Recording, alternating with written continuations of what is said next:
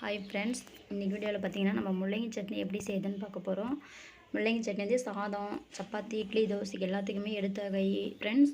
முள்ளங்கி சாப்பிட்றதுனால அவ்வளோ நல்லது. பாருங்கள், நான் முள்ளங்கி வந்து 2 முள்ளங்கி சின்ன சின்ன எடுத்து கட் பண்ணி வச்சுருக்கேன் ஃப்ரெண்ட்ஸ். அடுத்தது பார்த்தீங்கன்னா வர கொத்தமல்லி கொஞ்சம், மிளகு சீரகம் கொஞ்சம், பூண்டு ஒரு 7-8 பல்ல எடுத்துருக்கேன் ஃப்ரெண்ட்ஸ். புளி கொஞ்சமாக எடுத்துருக்கேன் ஃப்ரெண்ட்ஸ். வெங்காயம் 2 கட் பண்ணி வச்சுருக்கேன் ஃப்ரெண்ட்ஸ். பச்சை மிளகாய் வந்து ஒரு 5 எடுத்துருக்கேன் ஃப்ரெண்ட்ஸ். மல்லி, கருவேப்பிலை, தேங்காய் ஃப்ரெண்ட்ஸ்.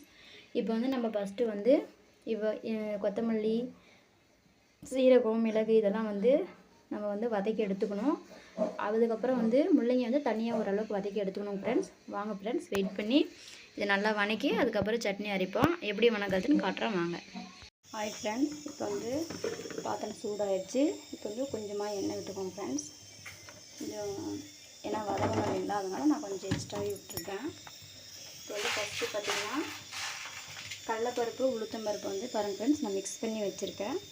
இதை வந்து கொஞ்சமாக இதில் ஆட் பண்ண போகிறேன். சட்னிக்கு வந்து ஒரு டேஸ்ட் கொடுக்கும் ஃப்ரெண்ட்ஸ். இப்போ இது நல்லா வதங்கணும். வதக்கி விட்டுட்டு 2 மினிட்ஸ் வந்து இதை வதக்கணும் ஃப்ரெண்ட்ஸ். ஏன்னா கொஞ்சம் கலர் சேஞ்ச் ஆகிற அளவுக்கு இது வதக்கினா நல்லா இருக்கும் ஃப்ரெண்ட்ஸ். பாருங்கள் ஃப்ரெண்ட்ஸ், இப்போ வந்து 2 மினிட்ஸ் வதங்கிடுச்சு.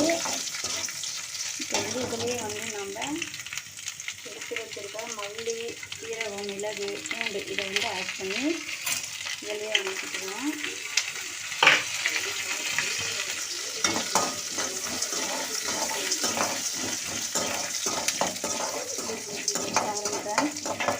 வந்து 2 மினிட்ஸ் வரனாலே போதும். ரொம்ப இருந்தால் ஒரு மாதிரி தீஞ்ச மாதிரி ஆயிடும். பார்த்திங்கன்னா நம்ம கட் பண்ணி வச்சுருக்க வெங்காயம், பச்சை மிளகா, மல்லி, கருவேப்பிலை இதெல்லாம் வந்து இதிலேயே ஆட் பண்ணிக்கோங்க.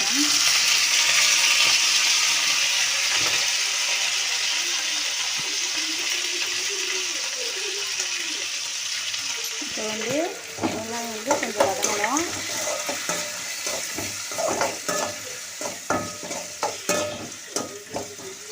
வெங்காயம் வந்து ஓரளவுக்கு வதங்கினதுக்கு பின்னாடி இதை வந்து தனியாக நான் மிக்ஸி ஜாருக்கு மாற்றி வச்சுக்கிறேன் ஃப்ரெண்ட்ஸ்.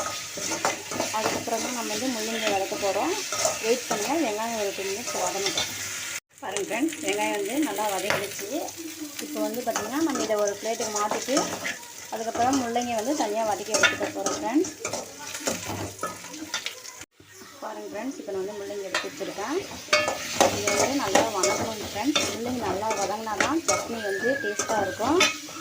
இப்போ வந்து இதுக்கு நான் வந்து கொஞ்சமாக உப்பு ஆட் பண்ணிக்கிறேன். உப்பு ஆட் பண்ணிவிட்டு ஒரு 5 நிமிஷம் நல்லா வந்து வதங்கணும் ஃப்ரெண்ட்ஸ். இது நல்லா வதங்கிட்டு அதுக்கப்புறம் அரைக்கிறோம். வெயிட் பண்ணுங்கள், முள்ளங்கி வந்து ஒரு 5 நிமிஷம் நல்லா வதங்குறோம். பாருங்கள் ஃப்ரெண்ட்ஸ், இப்போ வந்து முள்ளங்கி நல்லா ஓரளவுக்கு வதங்கிருச்சு. இப்போ இவங்களெல்லாம் நம்ம மிக்ஸி ஜாருக்கு மாற்றி சட்னியாக அரைக்க போகிறோம் வாங்க. பாருங்கள் ஃப்ரெண்ட்ஸ், சட்னி வந்து இப்போ ரெடி ஆகிடுச்சு. இப்போ தாளிச்சிடலாம் வாங்க. பாருங்கள் ஃப்ரெண்ட்ஸ், தாளிப்புக்கு வந்து எண்ணெய் ஊற்றி வச்சுருக்கேன். இப்போ வந்து வடகம் சேர்த்துக்கிறேன். நான் வடகம் போட்டோம்னா சாப்பிட அருமையாக இருக்கும். வடகம் பொரிஞ்சிட்டோம். நான் வந்து வாசனைக்காக கருவேப்பிலை 2 இதில் ஆட் பண்ணிக்கிறேன். அவ்வளோதான் ஃப்ரெண்ட்ஸ், அருமையான முள்ளங்கி சட்னி ரெடி. சரிங்க ஃப்ரெண்ட்ஸ், பாருங்கள், அவ்வளோதான் ஃப்ரெண்ட்ஸ். எடுத்து வந்து நம்ம தாளிச்சுருக்கோம்.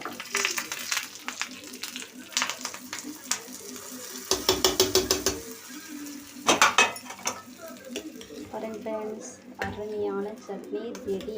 சாதம், இட்லி, தோசை, சப்பாத்தி அவ்வளோ அருமையாக இருக்கும். ட்ரை பண்ணி பாருங்கள் ஃப்ரெண்ட்ஸ். ட்ரை பண்ணிவிட்டு கமெண்ட் பண்ணுங்கள், ஷேர் பண்ணுங்கள், லைக் பண்ணுங்கள், மறக்காமல் ஒரு சப்ஸ்கிரைப் பண்ணுங்கள். பாய் ஃப்ரெண்ட்ஸ், அடுத்த வீடியோவில் பார்ப்போம்.